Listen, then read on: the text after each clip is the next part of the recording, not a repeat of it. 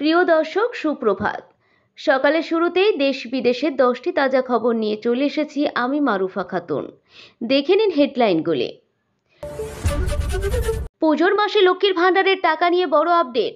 টাকা পাওয়ার দিন বদলে গেল, কবে ঢুকবে দেখে নিন।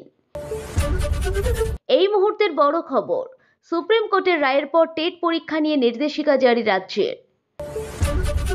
ইউনূস জামানায় মুখ থুবড়ে পড়েছে বাংলাদেশের অর্থনীতি, সিঁদুরে মেঘ দেখছেন বিশেষজ্ঞরা। মহালয়ার আগে পুজো নয়, শুধু মণ্ডপ উদ্বোধন করলেন মুখ্যমন্ত্রী মমতা ব্যানার্জি। আশঙ্কার বাণী হাওয়া অফিসের, সপ্তাহ জুড়ে ঝড় বৃষ্টির পূর্বাভাস। পুজোর আগে কতটা ভুগবে দক্ষিণবঙ্গ? আসছি বিস্তারিত খবরে। নিত্য নতুন খবরের আপডেট পেতে সঙ্গে থাকুন। পুজোর মাসে লক্ষ্মীর ভাণ্ডারের টাকা নিয়ে বড় আপডেট। টাকা পাওয়ার দিন বদলে গেল, কবে ঢুকবে দেখে নিন। সামনেই দুর্গাপূজা, আর তার আগেই পশ্চিমবঙ্গ সরকার রাজ্যের লক্ষাধিক সরকারি কর্মচারী এবং পেনশনভোগীদের জন্য বেতন ও পেনশন সংক্রান্ত সুখবর দিয়েছিল। কিন্তু লক্ষ্মীর ভাণ্ডার, জয় বাংলার মতো সামাজিক সুরক্ষা প্রকল্পের টাকা পাওয়ার তারিখ নিয়ে অনেকেই মনে প্রশ্ন ছিল। সম্প্রতি অর্থ দপ্তর একটি নতুন বিজ্ঞপ্তি জারি করে সেই তারিখ পরিবর্তন করেছে। আগে যেখানে 1 অক্টোবর একটি নির্দিষ্ট তারিখ বলা হয়েছিল, সেখানে নতুন বিজ্ঞপ্তিতে বলা হয়েছে অক্টোবর মাসের প্রথম সপ্তাহের মধ্যে টাকা দেওয়া হবে। এর অর্থ হলো 1 অক্টোবর থেকে 7 অক্টোবরের মধ্যে যে কোনো দিন টাকা আপনার অ্যাকাউন্টে ঢুকতে পারে। এই মুহূর্তের বড় খবর, সুপ্রিম কোর্টের রায়ের পর টেট পরীক্ষা নিয়ে নির্দেশিকা জারি রাজ্যের।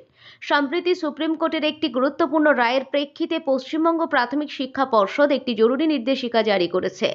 পর্ষদের সচিবের সই করা এই বিজ্ঞপ্তিতে জেলা প্রাথমিক বিদ্যালয় সংসদ এবং কলকাতা শিলিগুড়ি প্রাথমিক বিদ্যালয় সংসদের চেয়ারম্যানদের একটি নির্দিষ্ট মামলার সঙ্গে যুক্ত শিক্ষকদের তথ্য সংগ্রহ করতে বলা হয়েছে। পর্ষদ জানিয়েছে, প্রাথমিক ও জুনিয়র বেসিক স্কুলে সেই সকল শিক্ষকদের একটি নির্দিষ্ট প্রোফর্মার সমস্ত তথ্য সংগ্রহ করে 15 দিনের মধ্যে পর্ষদের কাছে পাঠাতে হবে। এই নির্দেশনার লক্ষ্য হল সুপ্রিম কোর্টের রায় কার্যকর করার জন্য প্রয়োজনীয় পদক্ষেপ নেওয়া। ইউনূস জামানায় মুখ থুবড়ে পড়েছে বাংলাদেশের অর্থনীতি, সিঁদুরে মেঘ দেখছেন বিশেষজ্ঞরা। বাংলাদেশের পালা বদলের পরে কেটে গিয়েছে 1 বছর।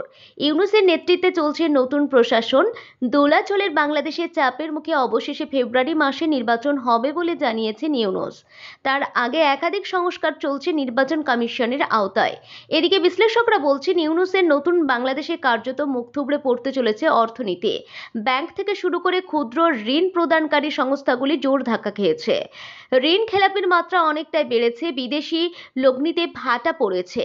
সব মিলিয়ে আপাত দৃষ্টিতে সংস্কার ব্যর্থ। এই পরিস্থিতিতে দিল্লির আশ্রয়ে থাকা শেখ হাসিনার ভোটাধিকার বাতিলের মতো সিদ্ধান্ত তাঁর বদলারই প্রতিফলন বলে মনে করছেন রাজনৈতিক মহল। মহালয়ার আগে পুজো নয়, শুধু মণ্ডপ উদ্বোধন করলেন মুখ্যমন্ত্রী মমতা ব্যানার্জি।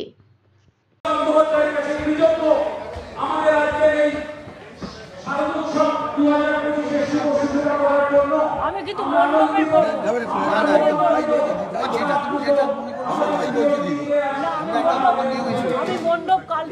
আশঙ্কার বাণী হাওয়া অফিসের, সপ্তাহ জুড়ে ঝড় বৃষ্টির পূর্বাভাস। পুজোর আগে কতটা ভুগবে দক্ষিণবঙ্গ?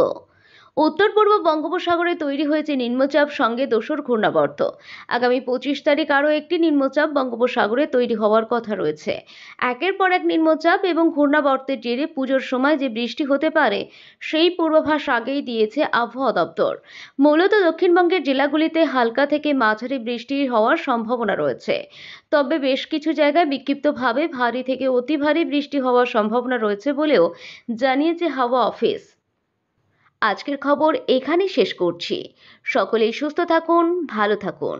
ধন্যবাদ।